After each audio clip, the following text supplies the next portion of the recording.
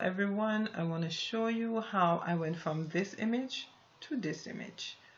One of the first things I did with this image is that I smoothed out the skin and I changed the background to give me this image. So after what I added a little bit of color in her skin, I changed the hue saturation and I smoothed out her skin a little bit.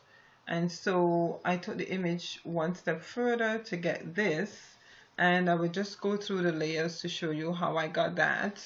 I actually added a white and red splatter effect, and I also added a little bit of yellow to match the flower in her hair. I wanted to add a little bit of brightness to this side of her face, so I added a little highlight. And then I thought her skin was a little bit too warm, so I changed the hue saturation of her skin to make it a little more in keeping with the colors of the flower and this gold splatter here in the back.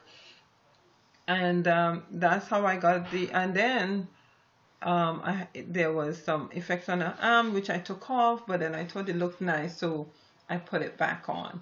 And that's how I created this image. Then I just added it into a little frame, and this is the entire thing. So thank you for watching.